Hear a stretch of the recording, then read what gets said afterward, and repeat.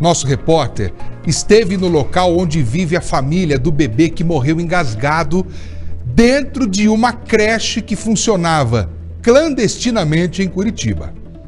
Nem preciso dizer que o clima é de tristeza, ao mesmo tempo de revolta.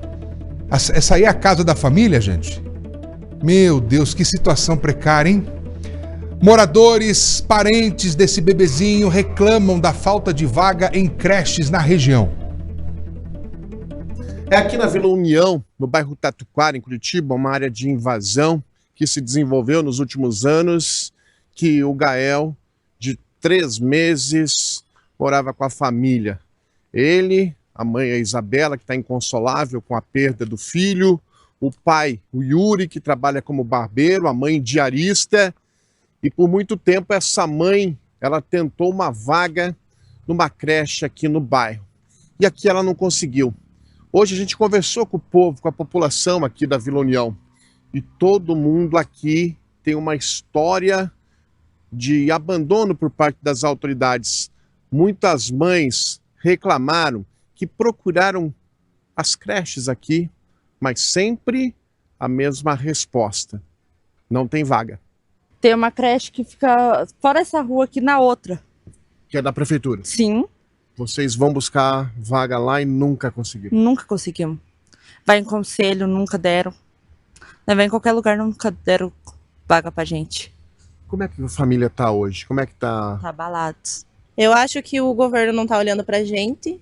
Eles estão deixando a gente de lado. Eles querem focar muito em fazer CMEI. Mas o que adianta fazer tanto CMEI e não ter vaga pras crianças?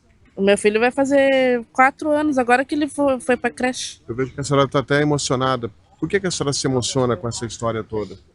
Ah, porque se ele estivesse na creche, né, tava com nós aqui.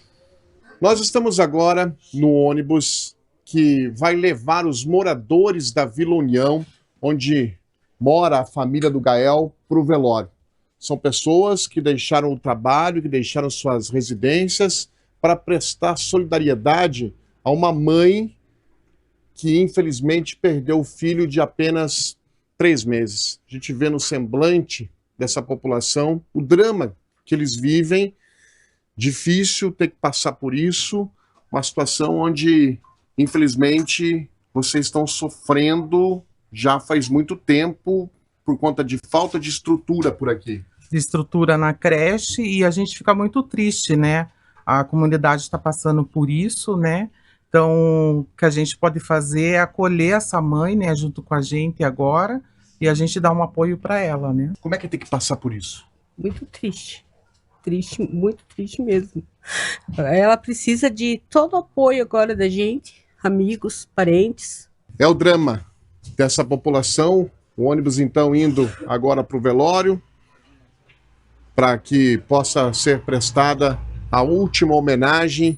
E aqui esses moradores da Vila União se unindo para tentar dar forças a essa mãe que foi, infelizmente, pega com essa notícia da morte do filho de apenas 3 meses.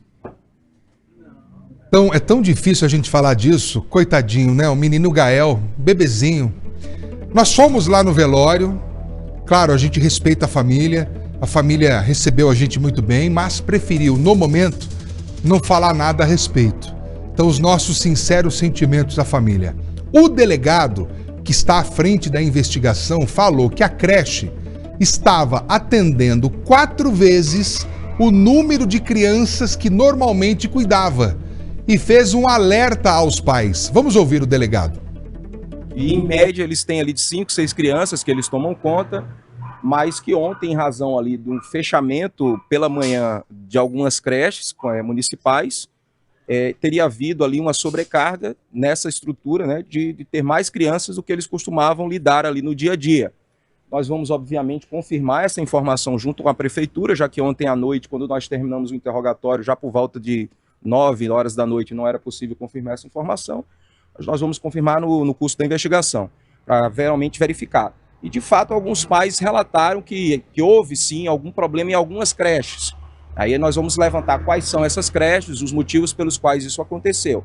Mas essa sobrecarga levou ali realmente a uma presença ali de aproximadamente 20 crianças no local, para que 2 adultos apenas tomassem conta.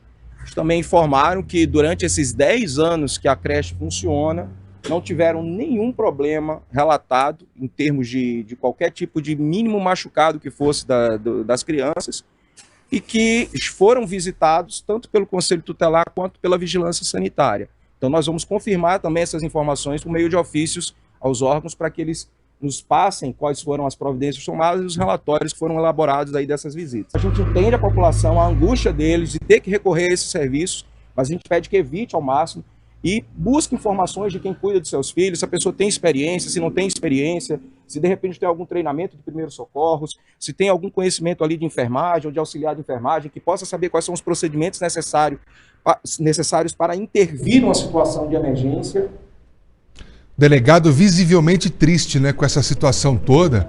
Então você imagina, é uma comunidade carente. As pessoas precisam trabalhar de dia para garantir o sustento na janta. Porque se não for trabalhar, não tem comida em casa. Olha lá, olha a situação. Sabe, é a realidade de muitas famílias. E aí eles optaram, neste dia, de levar o Gael ali naquela creche. O menininho estava indo lá, estava tudo bem. Estava tudo bem. Infelizmente aconteceu essa fatalidade. Claro que a investigação vai trazer muitas respostas a tantos questionamentos. Mas eu ainda acho muito prematuro para fazer julgamento, tá? Isso tudo acendeu um alerta. Como você, pai, mãe, que está me vendo agora, deve agir no caso de um engasgo? A gente mostra aqui no programa várias vezes situações assim. E você vai aprender agora, de maneira simples, quais manobras você pode fazer aí na tua casa. Deixa eu falar com a Thaís Travensoli, ela está ao vivo com a capitã Luiziana, que é do Corpo de Bombeiros, para ensinar agora essas técnicas recomendadas pelos bombeiros para a gente poder fazer nessas situações. Eu já falei para a Thaís, eu falei aqui no programa, que foi aprendendo, vendo televisão e gravando reportagem que eu consegui salvar os meus 2 filhos de engasgo em casa. Oi, Thaís. Oi, Furlan, por isso que é tão importante, né, a gente passar essas orientações para quem está assistindo o Balanço Geral. Então, atenção, você que tem bebê, você que cuida de bebês, tem parente bebê na família, essas orientações são extremamente necessárias. Eu, assim como o Furlan, também aprendi fazendo reportagens. Inclusive, quando estava amamentando o meu bebê, tive que virar ele e começar a fazer a manobra. Não estava realmente afogando, mas deu um sinal de afogamento. Então, prontamente eu já virei ele e comecei a dar os tapinhas nas costas, porque fiz o curso, né? Aprendi esse primeiro socorro e também porque fiz reportagens e aprendi. Por isso que hoje nós estamos no Corpo de Bombeiros aqui no centro de Curitiba com a capitã Luiziana, que vai dar essas orientações pra gente. Inclusive ela já separou uma boneca aqui, capitã. Vamos fazer de maneira bem prática para marcar na memória de quem está assistindo o Balanço Geral. Então, se a criança está amamentando, está recebendo mamar, seja no seio ou seja na mamadeira, e eu percebi que está com sinal de afogamento, o que preciso fazer? Uma boa tarde a todos. Primeira coisa, identificar. Vi que a criança parou de chorar, está com dificuldade de respirar, imediatamente. De preferência sentado, porque isso facilita a execução. Então vai esticar uma perna, vai apoiar no braço, o antebraço esquerdo, a criança segurando no ângulo aqui da mandíbula, não tampando a boca, segurando no ângulo da mandíbula aqui, ó. E vai colocar as perninhas e os bracinhos e a criança aqui. Cabeça um pouco ascendente para a gravidade auxiliar a saída dessa comida ou mamar, né? Ou também algum objeto que ela tenha ingerido. E vai bater com essa região da mão, que é a região que a gente chama assim de calcanhar da mão. E vai bater 1, 2, 3, 4, 5 com vigor, não é fraquinho, é um pouquinho mais forte.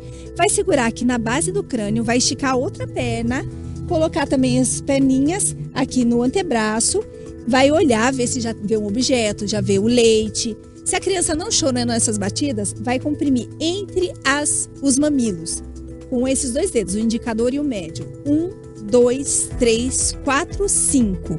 Virou, criança não chorou, continua. Aqui já liga para o Corpo de Bombeiros. Se ela nos obstruiu, liga para o 193 e já vai verificando as orientações, eles passando informações sobre onde que está acontecendo, mas de preferência pedir para outra pessoa fazer isso, porque você tem que continuar essas ações. Então vai bater aqui na linha, aqui entre as escápulas. 1, 2, 3, 4, 5. Batendo aqui, normalmente no segundo ciclo, a criança volta a chorar. Voltou a chorar, graças a Deus, a criança voltou a respirar. Fica observando essa criança, se ela tem alguma reação diferente, fica meio letárgica. Se você verificar alguma ação diferente dessa criança, então, né, desse bebezinho, leva para o hospital para verificar se não teve alguma outra reação, se ela acabou broncoaspirando um pouco de mamar. Capitã, ninguém espera passar por isso, né? E na hora, às vezes a pessoa fica até sem reação, porque dá muito nervoso. Inclusive a senhora já passou por isso também, com um dos seus filhos, como foi? Na verdade, eu passei com os dois, né? Quando eles eram bebês. E, em especial, uma foi durante a introdução alimentar e o outro foi depois de mamar. E nas duas situações, na hora, a gente, como mãe, fica preocupado de não conseguir fazer essa ação, né? E quando eu não consegui desobstruir, porque é o nosso filho, mas sabendo essas técnicas, naturalmente vai sair ali o leite, ou o alimento, ou o objeto. Mas é muito importante que a gente prevenir esse tipo de situação. Então, como que a gente pode prevenir? A gente pode prevenir sempre com o responsável por aquela criança que está sob a tutela dele, ficar observando quando ela está se alimentando, quando ela está mamando, tem que estar observando. Ah, mas a criança já consegue segurar a mamadeira. Mas tem que ficar observando, porque se acontecer uma obstrução, você já consegue intervir. Vamos passar a orientação, então?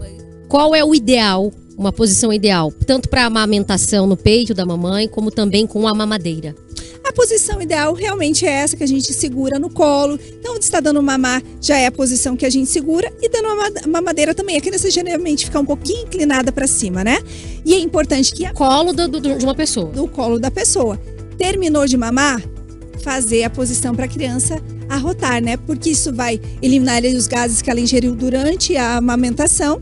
E daí vai fazer aqui com pequenas palmadinhas até que ela arrote. Quanto tempo que eu fico? A criança não arrotou.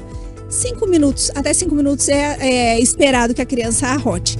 Se ela não arrotar, você pode deitar ela para dormir, tá sonolenta, pode deitar, mas aí sempre observando essa criança, para que ela não, se acontecer alguma situação. E outra coisa é levantar um pouquinho a base, lá onde fica a cabeceira do berço da criança, com um travesseiro ou um cobertor, porque isso, se a criança tiver algum tipo de refluxo, ou vai impedir, vai dificultar, né, vai diminuir a possibilidade de ter refluxo ou que ela se engasgue com o próprio leite.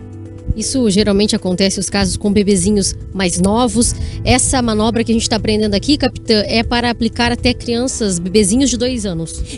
Até bebês de 2 anos. Então a gente chama de neonato, né? O bebezinho que acabou recém-nascido. Ele nasceu até 28 dias. E nessa fase, principalmente, eles se engasgam com leite, porque eles ainda estão formando essa parte respiratória.